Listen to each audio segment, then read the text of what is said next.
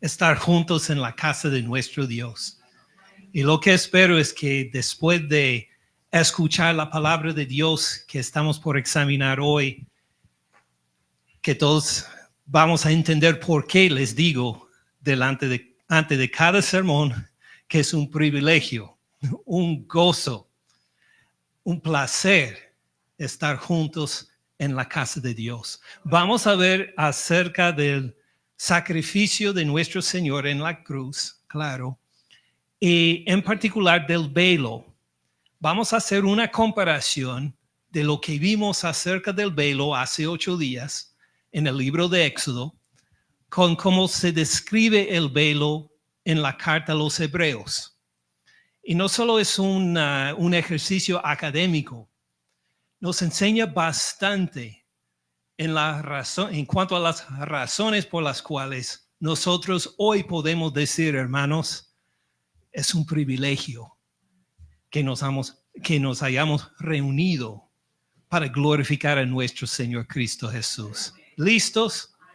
Padre Celestial, por favor, llénanos de nuevo en tu Espíritu Santo para que entendamos bien tu palabra, para que no nos quedemos distraídos por cualquier interrupción, sino en cambio que podamos concentrar en tu palabra y que tu Espíritu Santo nos transforme por la misma. Haz, Padre Celestial, que continuemos a ser conformados a la imagen de tu Hijo Jesús, no solo individualmente, sino como el cuerpo de tu Hijo Jesús, reunidos acá también. Por favor, llénanos en tu Espíritu Santo para este propósito en el nombre de tu Hijo Jesús. Amén. Amén. Hermanos, vayan al libro de Éxodo, por favor. Queremos ver 2 versículos, uno al final del capítulo 25, otro casi al final del capítulo 26. Primero vamos a Éxodo 25, versículo 40. Luego a capítulo 26, versículo 30. Primero a 25, 40. Y la razón por ver estos 2 versículos es que son esenciales para entender la carta a los Hebreos. El autor de la carta a los Hebreos vuelve a estos versículos, no solo por citarlos, sino también en toda su mentalidad. Todo lo que está por describirnos en la carta a los Hebreos se basa de alguna forma en estos 2 versículos. ¿Listos? Capítulo 25, versículo 40. Dios está hablando a Moisés, dice, mira, y hazlos conforme al modelo que te ha sido mostrado en el monte.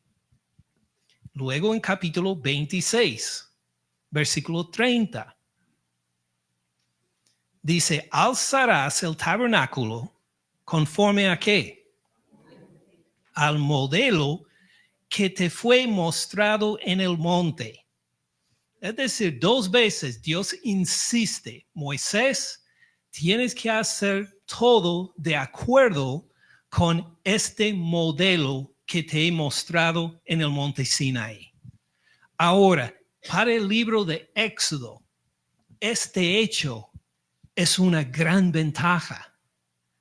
¿Qué otro tabernáculo o templo hay en el mundo en este entonces que puede decir verdaderamente Dios nos dirigió al diseño y la construcción de este templo? Ninguno. No hay ningún otro templo ni tabernáculo en el mundo en este entonces que puede decir Dios nos dio el diseño del lugar donde adoramos. Dios nos dio las instrucciones para levantar este edificio. No hay ningún otro. Solo en Israel, solo en el tabernáculo, la gente puede decir, mire, Dios nos dijo que tuviéramos este diseño de tabernáculo, este diseño del templo. Tiene sentido, ¿verdad? Es una gran ventaja.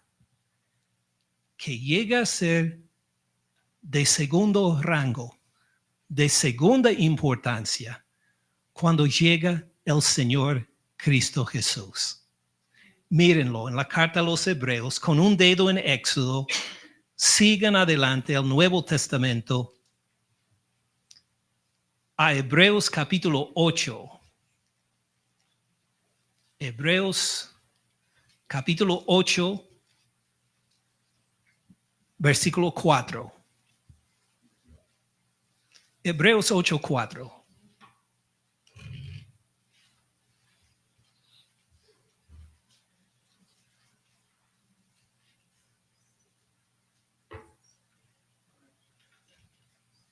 Aquí en Hebreos 8, 4 habla de nuestro Señor Cristo Jesús de esta manera. Así que si Él estuviera sobre la tierra, Cristo Jesús ya había muerto, resucitado y ascendido al Padre cuando el autor a la carta de los Hebreos la escribió. Así que si estuviera Jesús sobre la tierra, ni siquiera sería sacerdote. Jesús no fue descendiente de Aarón, no fue de la tribu de Leví. Jesús era de la tribu de Judá. Los sacerdotes no venían de la tribu de Judá. Él ni sería sacerdote si estuviera en la tierra. Si estuviera sobre la tierra, ni siquiera sería sacerdote, habiendo aún sacerdotes que presentan las ofrendas según la ley. Todavía en la época cuando el autor escribió esta carta, estaba el templo. Había sacerdotes levíticos, descendientes de Aarón, que servían en el templo en Jerusalén y que ofrecían sacrificios. Esto no pertenecía a nuestro Señor Cristo Jesús cuando Él estuvo en la tierra. Versículo 5, hablando de estos sacerdotes de la casa de Aarón, los cuales sirven a lo que es, ¿cómo describe el templo en Jerusalén? A lo que es ¿qué? Figura y sombra de las cosas celestiales. Como se le advirtió a Moisés cuando iba a erigir el tabernáculo, diciendo, mira, haz todas las cosas conforme al modelo que se te ha mostrado en el monte. O era de ventaja en el libro de Éxodo porque pudieron decir, mire, lo que tenemos nosotros es un reflejo de lo que Dios nos mostró en el monte Sinaí. Tenemos el verdadero tabernáculo, el único sobre Dios. Pero llega el autor de la carta a los Hebreos porque Cristo Jesús ha venido y dice y subraya, mire, es una copia. No es el verdadero, no es el celestial mismo. Ahora, nuestro Señor Cristo Jesús no es sacerdote levítico, porque como va a describir en el capítulo 7 y en otras partes, Él tiene un sacerdocio mejor, superior al sacerdocio de Aarón. ¿De quién será este sacerdocio? ¿Se acuerdan los que estuvieron con nosotros en el libro de Génesis? Es el sacerdocio de Melquisedec. El Señor Cristo Jesús tiene un sacerdocio a base de esto, a quien Abraham dio diezmos. Y por medio de él, Leví también. En que Abraham mismo reconoció que este sacerdocio es superior. Cristo, como describe, y no vamos a tener tiempo hoy para verlo en detalle, en que nuestro Señor Cristo Jesús fue declarado sacerdote según el orden de Melquisedec por Dios mismo, por el Padre mismo. Así que Él tiene un sacerdocio superior a lo que estaba en el tabernáculo o en el templo en Jerusalén. ¿Me siguen hasta ahora? Pues va a tener sentido entonces el versículo 6. Pero ahora, hablando otra vez del Señor Cristo Jesús, tanto mejor ministerio es el suyo. Entonces, comparando el ministerio de los sacerdotes descendientes de Aarón, por un lado, y por otro lado, el ministerio del Señor Cristo Jesús, ¿cuál es el ministerio mejor? El del Señor Cristo Jesús. Ahora, tanto mejor ministerio es el suyo, ¿cuánto es mediador el Señor Cristo Jesús de qué? No solo de un pacto, sino de un mejor pacto. Establecido ¿sobre qué? Mejores promesas. Entonces, con Cristo Jesús hay mejor ministerio, mejor pacto, mejores promesas. Ahora lo que se ha convertido, lo que fue ventaja en el libro de Éxodo, imagen o pues copia de lo que hay en el cielo, ahora es desventaja cuando llega el Señor Cristo Jesús. Porque lo de la tierra es simplemente una copia. Mientras nuestro Señor Cristo Jesús hizo todo, presentó su sacrificio y tantas cosas más que describe en esta carta, lo hizo en el cielo verdadero, ante la presencia misma del Dios mismo. ¿Tiene sentido? Si esto entendemos, entonces podemos comprender, Dios mediante, algunas diferencias, no solo de la adoración, sino del velo mismo. Recuerden el velo, ¿verdad? Lo vimos hace 8 días. Pues unas 2 o 3 personas dijeron que sí, recuerdan el velo. Entonces vamos a ver unos versículos en Éxodo para hacer revivir la memoria otra vez. Seré bien rápido, volviendo a Éxodo capítulo 26. Capítulo 26, versículo 31. Éxodo 26, 31.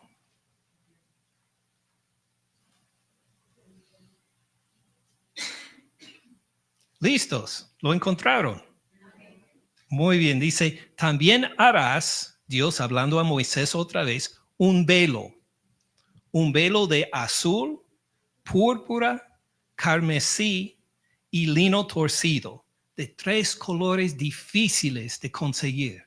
3 colores en que uno necesitaba gastar mucho dinero para tenerlos. Azul, púrpura, carmesí y lino torcido. Será hecho de obra primorosa. Va a ser una tela espectacular. Con querubines. Hasta van a tener diseños de querubines en esta tela. Versículo 32. Lo pondrás sobre 4 columnas de madera de acacia cubiertas de oro. Sus capiteles de oro, sus bases de plata.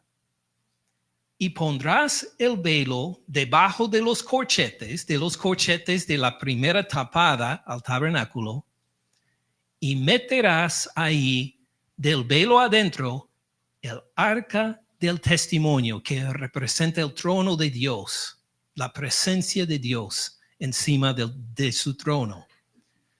Y aquel velo, ¿cuál es el propósito del velo? Aquel velo os hará separación entre el lugar santo y el lugar santísimo. Entonces, este velo era sumamente costoso, pero esto no era su función, hacer lucir lo costoso que es la gloria de Dios. También es algo bello.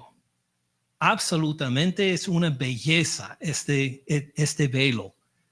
Pero su función no es representar la belleza de la gloria de Dios al final. ¿Cuál es su función principal? Separación. Exactamente. Para distinguir, para hacer una separación del lugar santísimo, donde el sumo sacerdote puede entrar una vez al año solo con sangre ajena para sus propios pecados y luego para los pecados del pueblo, para separar del lugar santísimo donde está el trono de Dios y la presencia de Él, del lugar santo, donde el pueblo no puede entrar, pero los sacerdotes, levitas, sí, para atender al candelero, la mesa de los panes y los otros edificios y los otros oficios que tienen allá. Entonces, cuando les pregunto más tarde en el sermón, ¿cuál es el propósito del velo? Exactamente, van a contestar separación. Ya saben la respuesta, ¿verdad? Ahora, ¿cómo es diferente el velo en la carta a los Hebreos? ¿Tendrá una función semejante, diferente? ¿Qué parte tiene este velo en las mejores promesas, el mejor ministerio, el mejor pacto? ¿Qué parte tiene el velo en esto? Para el autor a la carta de los Hebreos, el velo tiene algo no solo una parte importante, sino algo muy importante para decir a nosotros hoy en nuestra adoración. ¿Listos otra vez? Vayamos entonces a ver dos pasajes en la carta a los Hebreos que hacen mención del velo. Vimos uno en la escuela dominical, en Hebreos capítulo 9. Lo pueden ver en Facebook o luego algún día en YouTube también. Pueden ver lo que dijimos sobre Hebreos capítulo 9. Pero por ahora vamos a concentrar en los otros dos pasajes que hacen referencia al velo. Primero a Hebreos capítulo 6. Hebreos 6. Vamos a empezar en versículo 13 para ver luego lo que dice sobre el velo en los versículos siguientes. Empecemos en versículo 13 de capítulo 6. Todos lo han encontrado. Dice, porque cuando Dios hizo la promesa a Abraham, no pudiendo jurar por otro mayor, juró por sí mismo, diciendo, aquí está la promesa que cita, de cierto te bendeciré con abundancia y te multiplicaré grandemente. Entonces, esta fue la promesa que Dios le dio. De cierto te bendeciré con abundancia, te multiplicaré grandemente. Versículo 15. Y habiendo esperado con paciencia, es decir, que Abraham no simplemente despertó al día siguiente y encontró, wow, Dios me bendijo con abundancia y mira, de repente, de la noche a la mañana, tengo me he multiplicado grandemente, tengo muchos descendientes. No, le tocó esperar. Habiendo esperado, ¿cómo? Con paciencia. ¿Le gusta esperar con paciencia? Abraham esperó con paciencia. Ahí está una lección para nosotros, ¿verdad? Tiene la promesa de Dios que no se cumplió al día siguiente, ni el año siguiente. Tuvo que esperar con paciencia. Pero fíjese, alcanzó la promesa. Ahora, este es el trasfondo de que el autor de la carta a los Hebreos va a hablar del velo. Siguen el versículo 19. La cual, ¿a qué refiere la cual? A la promesa de Dios, la cual tenemos como segura y firme ancla del alma, que penetra hasta dentro del velo. Ahora, hay varias comparaciones que el autor hace acá, hablando de las promesas de Dios, de la promesa en cuanto a la promesa dada a Abraham Y la promesa dada a nosotros también, que también tenemos fe en lo que Dios dijo a Abraham, la cual tenemos como segura y firme que ancla del alma. ¿Para qué sirve un ancla?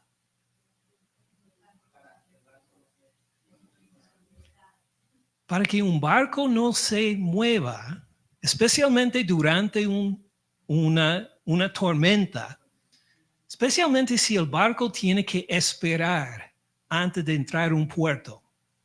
Están esperando, llega una tormenta y ¿cómo van a asegurar que las olas y los vientos no lleven el barco a ser destrozado contra unas rocas? Pues le bajan una ancla. Le bajan el ancla para que, pues sí, el barco se va a mover entre las hojas y los vientos, pero no se va a cambiar de ruta.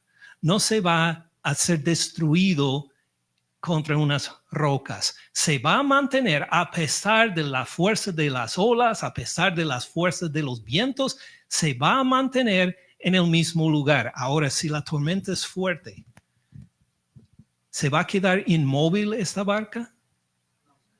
No, se va a mover mucho. Uno se va a enfermar si está en esta barca por la subida y la bajada una y otra vez, se va a marear. Pero va a salir de su lugar para estar echado sobre unas rocas o en un lugar peligroso. No, el ancla da seguridad, da estabilidad, hace que a pesar de las fuerzas en contra, el barco se va a mantener en este lugar para llegar al puerto deseado si espera con tiempo. Tiene sentido, ¿verdad? Ahora vamos a ver la conexión con la promesa de Dios, la cual tenemos como segura y firme ancla de ¿qué? Del alma. No sé de ustedes, pero ¿será que han pasado por tormentas de la vida, olas en contra de los deseos o los planes de uno, vientos fuertes que le sacuden y hasta le hacen enfermar por todo el movimiento? ¿Le ha pasado a veces tormentas y contratiempos como estas en las vidas de ustedes? Sí, creo que estamos de acuerdo, por esto hemos pasado. ¿Sabe qué? Nos van a pasar en el futuro también. No vamos a llegar a la perfección en este mundo caído. Y si no ha pasado por una tormenta recientemente, espere. Llegará. ¿Qué nos va a mantener seguros en una situación como estas? Necesitamos una ancla. Necesitamos una ancla para que pase lo que pase en cuanto a nuestros cuerpos, en cuanto a nuestras finanzas, en cuanto a nuestras relaciones interpersonales, cuando lleguen las tormentas contra todas estas cosas, que no seamos desviados, que no seamos destruidos por llegar contra las rocas, que hay algo para nuestra alma que la mantiene firme y seguro a pesar de las tormentas que pasan. ¿Tiene sentido? A esto refiere este versículo. Sigamos mirando. La cual, esta promesa tenemos como segura y firme ancla del alma. Entonces tenemos la promesa de Dios. Y ya estamos agarrados de esta promesa. ¿Qué nos prometió Dios? Pues por medio de Abraham, de cierto te bendeciré con abundancia y te multiplicaré grandemente. En cierta manera, Señor, voy a participar en esto por fe. De esto estoy seguro, a pesar de los contratiempos, la cuales tenemos como segura y firme ancla del alma que penetra hasta ¿dónde? Hasta dentro del velo. hasta la misma presencia de Dios. No hay mejor seguridad que esta. Una cosa es tener la promesa de alguna compañía, de algún negocio, pero otra cosa es tener una promesa de Dios. Y esta promesa sirve como ancla del alma, una seguridad para que pase lo que pase, no nos desviamos de esta promesa que tiene Dios de convivir con Él eternamente y tantas promesas más, la cual tenemos como segura y firme ancla del alma que penetra hasta dentro del velo, versículo 20, donde Jesús entró. ¿Dónde entró Jesús? Dentro del velo. Donde Jesús entró por nosotros como precursor. Como precursor. Una palabra curiosa. ¿Qué significa precursor? Refiere a una palabra que se utilizaba mucho en el ejército para los exploradores. Es decir, si hay un ejército grande que quiere mover, no simplemente movían el ejército en sí como un grupo para algún destino. Puede ser que una emboscada les espera. Entonces, ¿qué hacían? Enviaron algunos exploradores que llegaran a recorrer la tierra antes. Antes de que llegara todo el ejército, llegaban los precursores, los que corrían ante el ejército, para mirar el lugar, para asegurar que todo estaba listo, para preparar para la llegada de todo el ejército después. ¿Quién es nuestro precursor?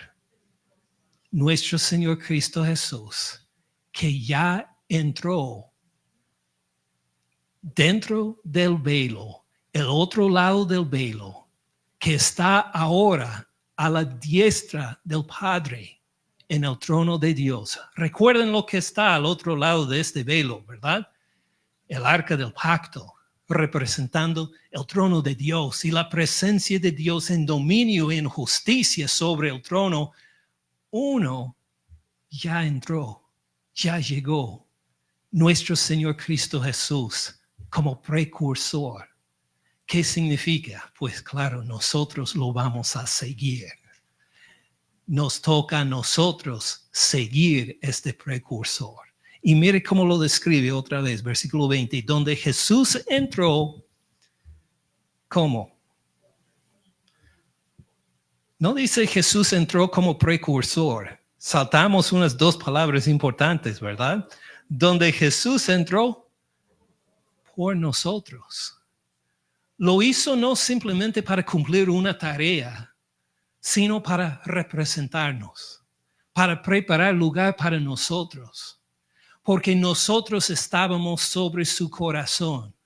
Lo hizo, llegó al otro lado del velo para preparar por nosotros lugar con el Padre, donde Él está a la diestra del Padre.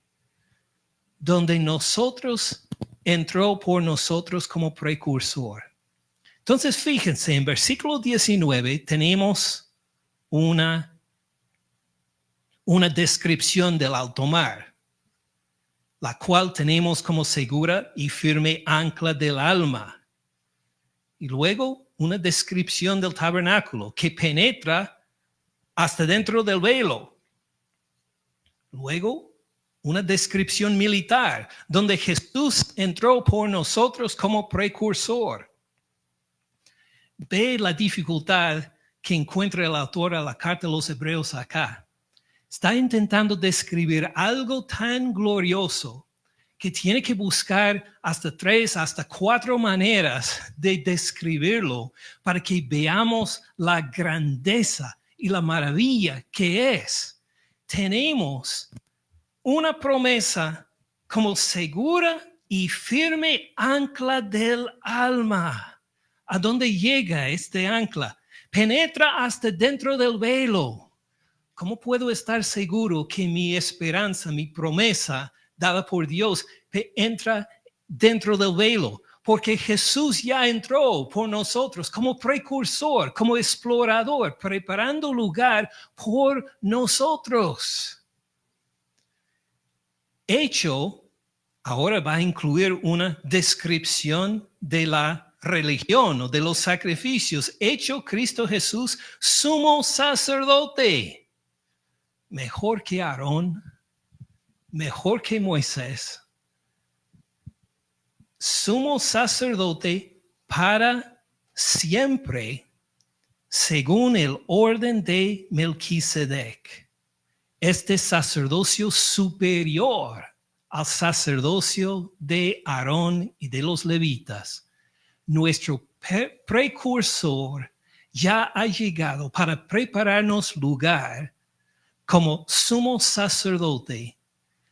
Ha entrado detrás del velo y ahí está el ancla de nuestra esperanza.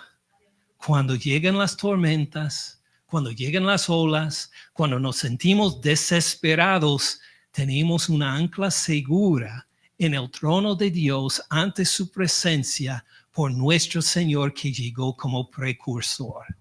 ¿Tiene sentido hasta ahora? Ahora pasemos a ver una aplicación. Recuerden, precursor, que tiene que ver con correr. Recuerden la paciencia que nos mandó. Esperar con paciencia. Recuerden el ancla firme que está detrás del velo. Recuerden todas estas cosas. Vamos a leer Hebreos capítulo 12, versículo 1. Digo, vamos a leerlo porque lo hemos leído durante años, varias veces. Lo van a reconocer, es un pasaje muy famoso, bien reconocido. Puede ser que algunos hasta lo tienen memorizados o casi memorizados. Hebreos 12, versículo 1. ¿Listos? Por tanto, nosotros también, hablando del salón de la fama de los de la fe, según Hebreos 11, nosotros también, teniendo en derredor nuestro tan grande nube de testigos, hay tanta gente mirándonos, no solo en esta época, sino desde Hebreos capítulo 11, despojémonos de todo peso y del pecado que nos asedia. ¿Y qué vamos a hacer? Corramos ¿cómo? Con paciencia. ¿Recuerden el esperar con paciencia? ¿Recuerden el explorador Jesús que corría, que es nuestro precursor, que corría antes de nosotros? Corramos con paciencia la carrera que tenemos por delante, puestos los ojos en Jesús, el autor y consumador de la fe, el cual, ¿por qué? Por el gozo puesto delante de él. Por el gozo puesto delante de él, ¿qué hizo? Sufrió la cruz. La cruz nos suena como motivo de gozo. Por favor, parece todo lo contrario. Pero ¿en qué se fijó nuestro Señor Cristo Jesús antes de pasar por la cruz? Se fijó en el gozo. ¿En qué gozo? En estar reunido con su Padre Celestial otra vez. Se dio cuenta que por medio de la cruz iba a sufrir, claro, iba a ser increíblemente doloroso por nosotros, para que Él estuviera de nuevo con el Padre a su diestra y para que nosotros lo siguiéramos también. ¿Ven la conexión? Corrió Cristo Jesús primero esta ruta. Y esta ruta le tocó a él pasar por la cruz para llegar al gozo que deseaba. Entonces, ¿qué hizo él? Pues tuvo sus ojos puestos en el gozo futuro que le esperaba. y por eso pasó por la cruz. ¿Qué aplicación habría para nosotros cuando lleguen las tormentas y las tribulaciones? ¿En qué debemos poner nuestra vista, nuestros ojos? En las olas, seguramente. En las tribulaciones, en todas las cosas horribles que nos puede pasar en las próximas semanas o meses. Debemos contemplar mucho estas cosas, ¿verdad? No, es claro que no, sino que debemos poner nuestros ojos en el Señor Cristo Jesús para recordar a Él le tocó correr con paciencia también y pasar a mucho peor que lo que voy a sufrir yo o lo que pueda ocurrir a mí. Pues voy a pasar por todo esto con la vista hacia el gozo de estar en la presencia del Señor Cristo Jesús. Como cantamos hace poco, ni tribulación o angustia, ni hambre, ni desnudez. Claro que lo cantamos fácilmente, pero ¿ha pasado a considerar lo que sería pasar hambre por decir sí al Señor Cristo Jesús y no a otro Dios o otra religión? A lo que sería perder todos nuestros bienes por nuestro compromiso con el Señor Cristo Jesús.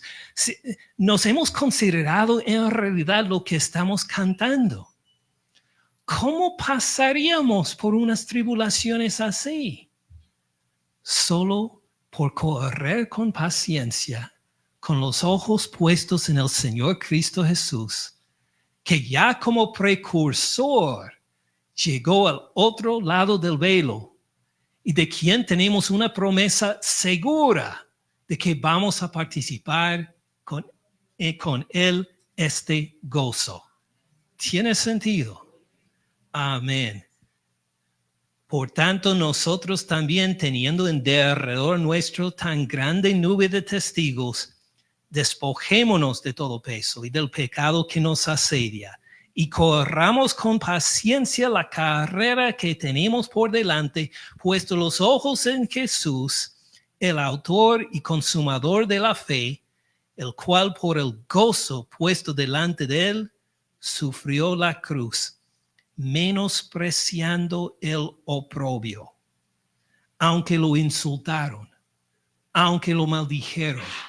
No puso atención en esas palabras, porque tenía sus ojos puestos a la diestra de su Padre, a donde iba.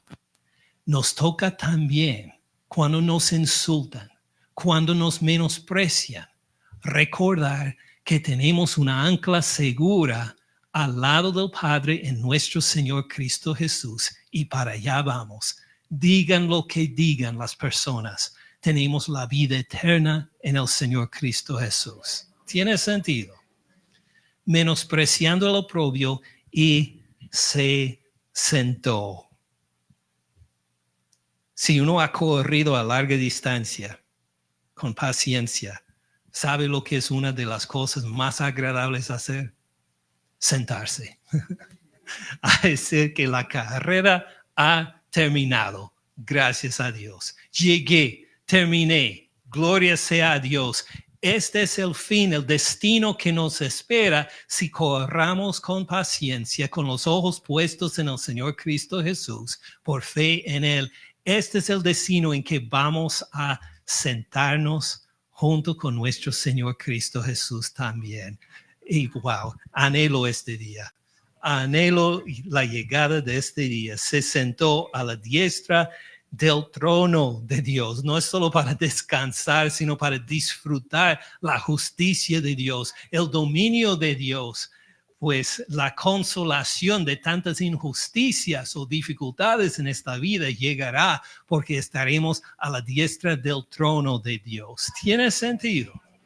Gloria a Dios. Esta es una referencia al velo. Les prometí dos. Nos falta una más. Entonces vayamos a Hebreos capítulo 10. Hebreos 10, versículo 19. Hebreos 10, versículo 19.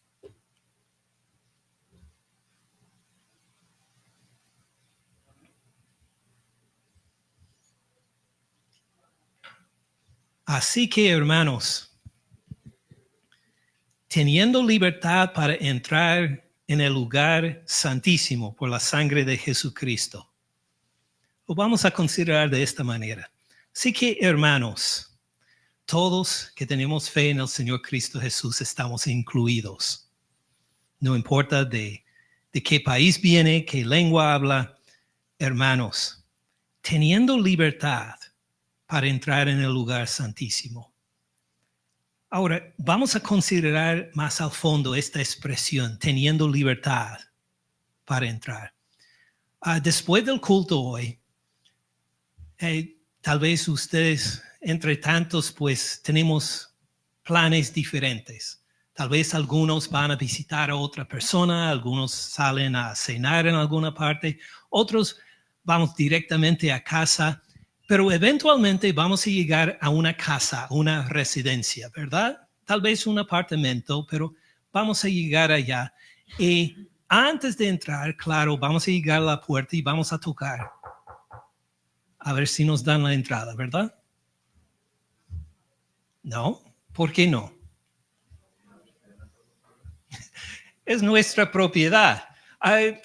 Pues vamos a añadir un apunte. Nuestra propiedad en cierto sentido. Tal vez es propiedad de Wells Fargo. Estamos pagando mensualmente para que sea nuestra propiedad. Entonces lo que debemos hacer es llegar a esta puerta y llamar a un representativo de Wells Fargo y pedir permiso para entrar. Por favor, me permiten entrar a esta residencia, darles la dirección. Así debemos hacer, ¿verdad? ¿Por qué no? Esta propiedad no es nuestra, es del banco. Tenemos autoridad para entrar. No tenemos que pedir permiso porque nosotros tenemos autoridad para entrar. ¿Lo podemos hacer a la casa de los vecinos? No, hay que tocar antes, ¿verdad? Pero en cuanto a una casa que llamamos nuestra, tenemos entonces autoridad para entrar. ¿Qué tal nuestros hijos? Pues cuando llegan nuestros hijos después de la escuela, seguramente deben llegar a la puerta y tocar para pedirnos permiso para entrar, ¿verdad? Tampoco. ¿Por qué pueden entrar ellos? Son niños. Tienen autoridad para entrar también, ¿verdad? Aunque son niños, aunque no han trabajado lo suficiente para comprar una casa, todavía tienen libertad para entrar. Así describe la casa de nuestro Dios. Nosotros tenemos libertad para entrar. No tenemos que tocar antes a pedirle permiso. Lo que nos dice este versículo es que ya tenemos autoridad para entrar. Así que, hermanos, teniendo libertad para entrar, ¿en dónde? No solo dice en la casa de Dios, aunque sería correcto decir esto, dice en ¿el lugar qué? Santísimo, el lugar más santo que hay.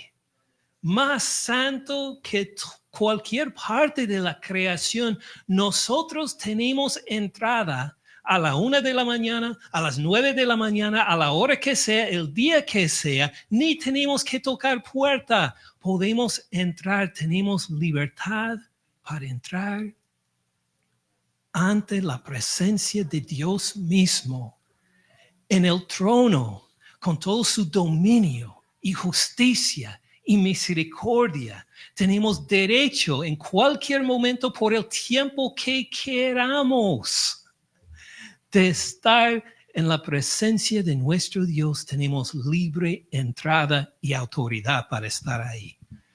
Wow, nosotros debemos ser muy especiales para esto, ¿verdad? Seguramente Dios nos vio y dijo, pues ustedes son con más talento, más inteligencia que todos los demás, entonces te voy a dar esta autoridad. ¿Cómo tenemos esta autoridad? ¿Qué dice el versículo? Por la sangre de Jesucristo. tenemos esta autoridad porque Cristo Jesús derramó su sangre por nosotros.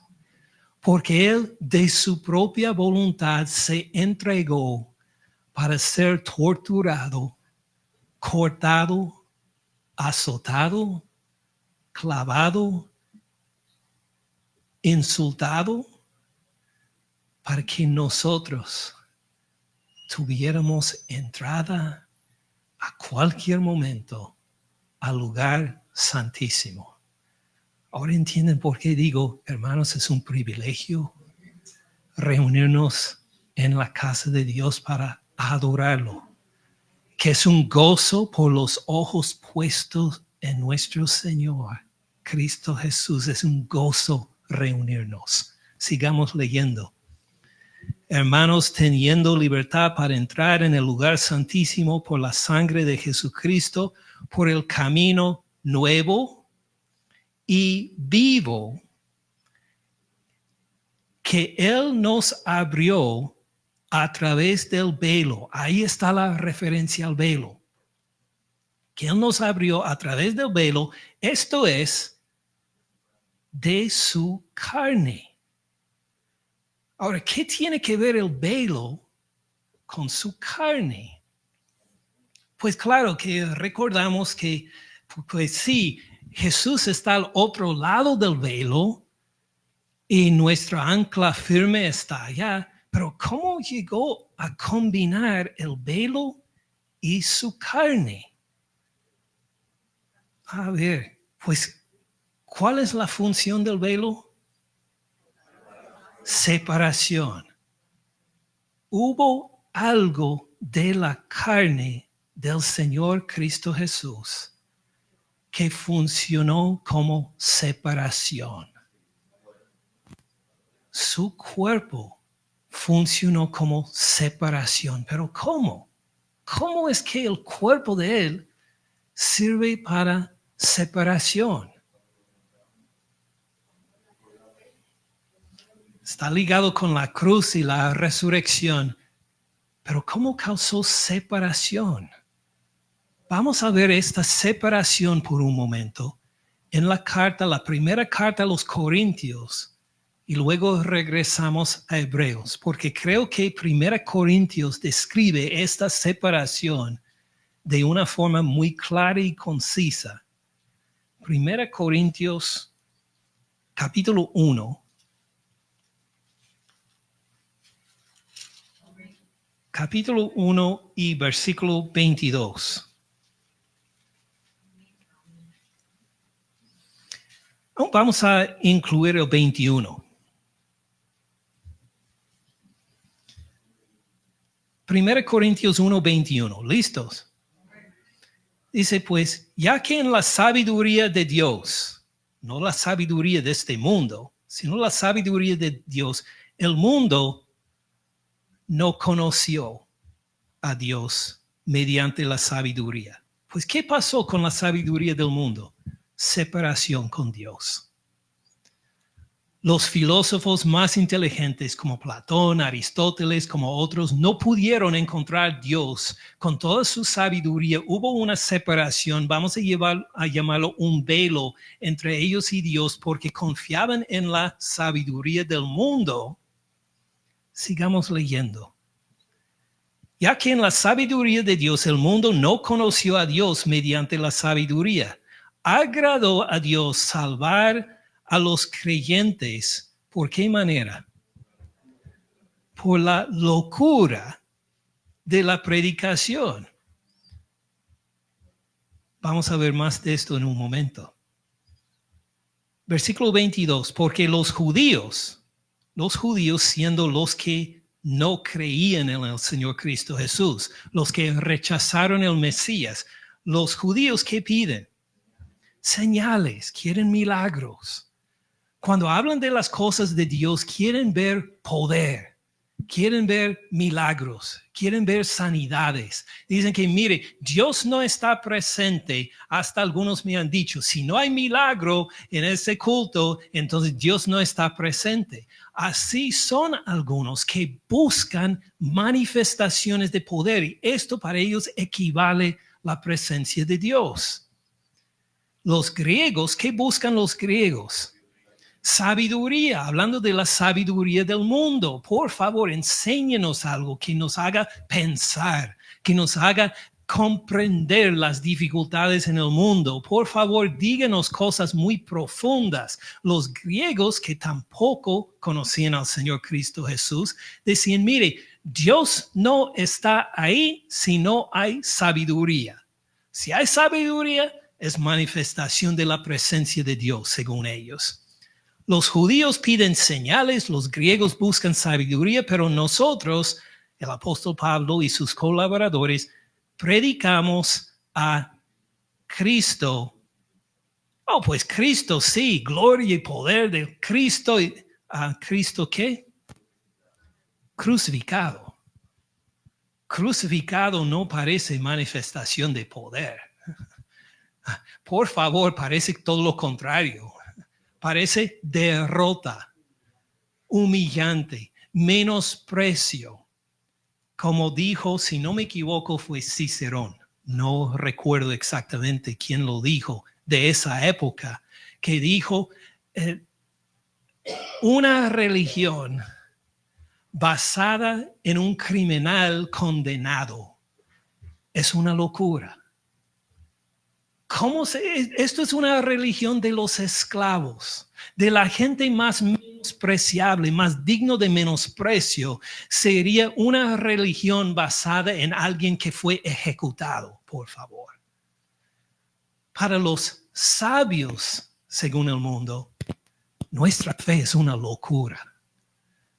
No hay forma de describirlo, sino que es una locura. Y los que escuchan una prédica de un sermón basado en el evangelio, todos estarían locos, según el mundo. Otra vez, noten la separación. Hay la sabiduría de Dios y hay el poder según los judíos que no creían. Hay la sabiduría según los griegos que no creían. Y una vasta separación entre ellos. No tanto por Cristo. O si Cristo llega en poder y en victoria, gloria, amén, estamos a su lado, pero Cristo crucificado, por favor, es un insulto, dirían los griegos y los judíos que no creen en el Señor Cristo Jesús. Versículo 24. Mas para los llamados, así judíos como griegos, Cristo, ¿cómo? Cristo es el poder de Dios. Sabiduría de Dios es nuestro Señor Cristo Jesús. Porque lo insensato de Dios es más sabio que los hombres, lo débil de Dios es más fuerte que los hombres. Ahora escuchen cómo el autor de la carta a los Hebreos comunica la misma idea. Ahora volviendo a Hebreos, pausamos en Hebreos 5, versículo 7, y luego volvemos a capítulo 10. Hebreos 5, versículo 7. ¿Listos? Hebreos 5, 7. Y Cristo, ¿en los días de qué? En los días de su carne. Otra vez esta palabra carne. En los días de su carne, ofreciendo su brazo fuerte en victoria contra sus enemigos. Ofreciendo ruegos y súplicas. ¿Quiénes hacen ruegos y súplicas? ¿Los fuertes? Los débiles. Aquí describe a Jesús en su carne, en su debilidad. Cristo en los días de su carne ofreciendo ruegos y súplicas con gran clamor y lágrimas. Wow, los que hacen gran clamor y lágrimas son fuertes. No según el mundo. Estos son manifestaciones de debilidad. Ofreciendo ruegos y súplicas con gran clamor y lágrimas al que le podía librar de la muerte, fue oído a causa de su valentía y poder. No, fue oído a causa de su temor reverente. Escuchen como el versículo 7 se derrama desde ahí debilidad. Se derrama todo lo contrario a lo que llamaría el mundo fuerza y victoria. Es que el autor de la carta a los Hebreos observó, igual como el apóstol Pablo en 1 Corintios, nuestro Salvador fue un Salvador débil según el mundo. En su carne no iba a ser estrella del cine. Nadie lo iba a contratar para salir en una gran película de Hollywood. Era un hombre aparentemente muy débil, que clamaba, que lloraba, pidiendo ayuda de su Padre Celestial. Pero sabe que fue oído. Y ahí está la victoria. Fue oído. Su padre respondió a su hijo. ¿Por qué pasó por tanta debilidad? Mire el versículo que sigue. Aunque era hijo, por lo que padeció, aprendió la obediencia. Y habiendo sido perfeccionado, vino a ser autor de algo que no se ha logrado en la sabiduría griega, algo que no se ha logrado en el poder de los milagros para los judíos, vino a ser autor de ¿qué? Eterna salvación para todos los que le obedecen. Y fue declarado por Dios sumo sacerdote según el orden de Melquisedec. Entendible hasta este punto. Vamos a volver a atarlo entonces con Hebreos 10. Les prometí 2 referencias al velo, ¿verdad? No nos dimos cuenta que iba a ser 2 sermones por precio de 1 hoy. Pero creo que vale la pena. Versículo 19, así que hermanos, teniendo libertad, no solo para tocar la puerta, sino para entrar en el lugar santísimo por la sangre de Jesucristo, por el camino nuevo y vivo que Él nos abrió a través del velo. Esto es su carne. Su carne hace la separación entre los creyentes y los no creyentes. Los no creyentes miran o escuchan de Jesucristo en su carne y dicen, ¿quién quiere esta clase de Salvador? Es débil. ¿Dónde está la victoria? ¿Dónde está el poder? Necesitamos ver algunos milagros. Ellos quieren otra clase de Jesús y su carne le es un estorbo que causa una separación entre ellos y la presencia de Dios. No conocen a Dios porque no aceptan a Cristo en la carne. En cambio, nosotros que decimos que sí, nuestro Señor sí fue débil, sufrió, obedeció, sufrió la cruz, parecía ser vencido completamente en la cruz por mis pecados y fue oído por el Padre. Fue resucitado al 3er día. Y ahora ha ascendido a la diestra de Dios. Sí, Cristo Jesús en la carne es mi Señor y Salvador, el Hijo de Dios, crucificado por mí, resucitado al 3er día. Los que tenemos fe en nuestro Señor Cristo Jesús, en su carne, tenemos entrada a la presencia de Dios Una presencia donde Cristo Jesús por su carne ya pasó por el velo y entró en la presencia, donde está nuestra ancla para las dificultades, para las tribulaciones, donde tenemos un lugar seguro, una promesa segura en nuestro Señor Cristo Jesús. ¿Tiene sentido? Este sermón ha llegado a ser muy largo, ¿verdad?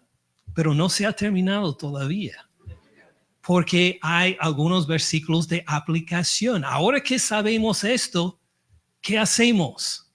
El autor de la carta de los Hebreos nos dice: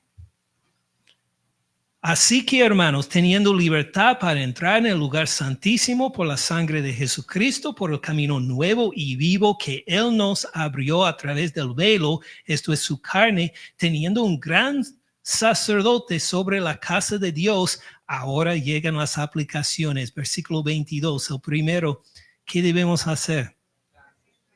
Acerquémonos con corazón sincero, con corazón seguro, que entremos tomando esta autoridad que tenemos. Note que es plural, no solo dice acércate con corazón sincero, esto es válido también, pero nos dice como comunidad, como hermanos, como nos dice en versículo 19, como congregación de creyentes en el Señor Cristo Jesús, acerquémonos con corazón sincero en plena certidumbre de fe, purificados los corazones de mala conciencia. ¿Cómo son nuestros corazones purificados de mala conciencia? Prediqué de esto hace algunas semanas. Es que no estamos confiando en nuestras obras rutinarias para impresionar a Dios, sino que confiamos en lo que Cristo Jesús ya hizo por nosotros en la cruz. Por esto tenemos autoridad para entrar a su presencia. ¿Tiene sentido? Acerquémonos con corazones sinceros, en plena certidumbre de fe, purificados los corazones de mala conciencia, lavados los cuerpos con agua pura, que nuestro cuerpo sea limpio, no metidos en inmundicias y pecados, sino limpio. Luego, versículo 23, ¿qué más nos manda? Mantengamos firme, sin fluctuar, la profesión de nuestra esperanza. Escuchen el ancla seguro, ¿verdad? La profesión de nuestra esperanza, porque fiel es el que prometió. Lo que sean las tribulaciones, las dificultades, vamos a mantenernos firmes en nuestra profesión. Aunque nos insulten, aunque nos quiten nuestros bienes, seguimos declarando abiertamente nuestra seguridad en el Señor Cristo Jesús. Versículo 24, la tercera cosa. Considerémonos unos a otros, ¿para qué? Para estimularnos. Y esta palabra es bastante fuerte.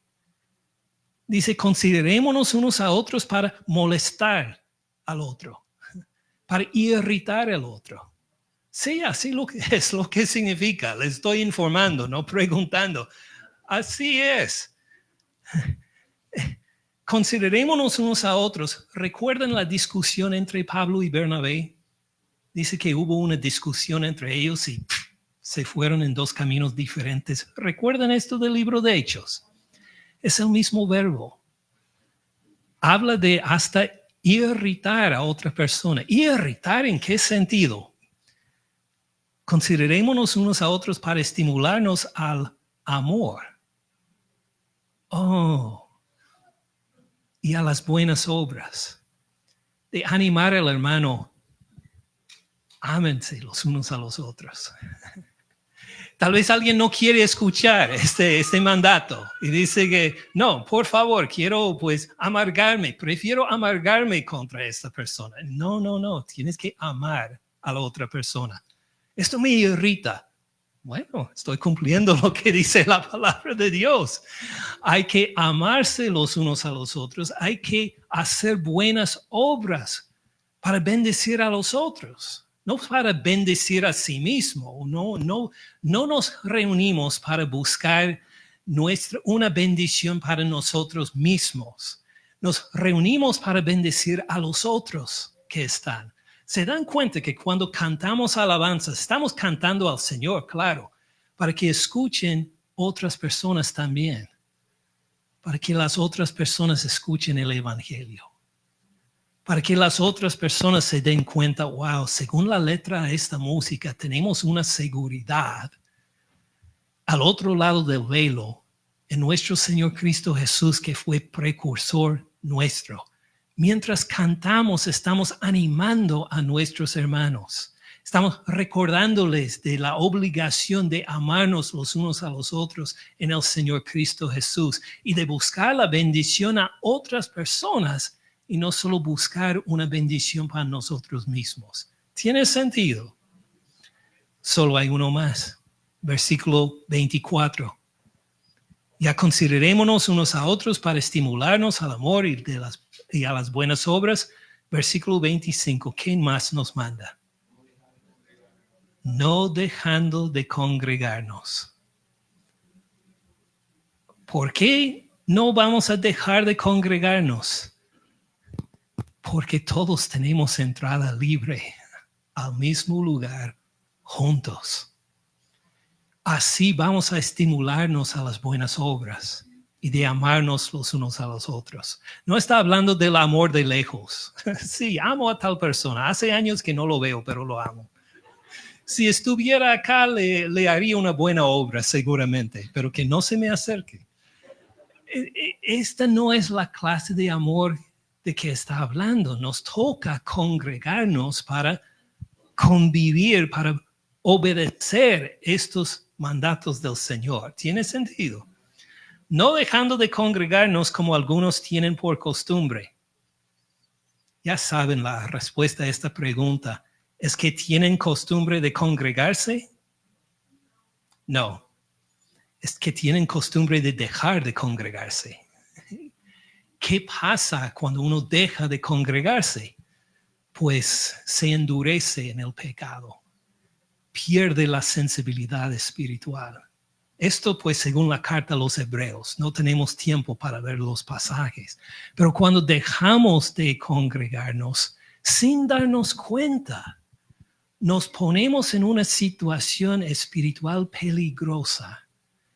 Por eso nos dice que nos mantengamos firmes la profesión de nuestra esperanza, que nos consideremos los unos a los otros para estimularnos al amor y las buenas obras, no dejando de congregarnos como algunos tienen por costumbre, sino exhortándonos, corrigiéndonos.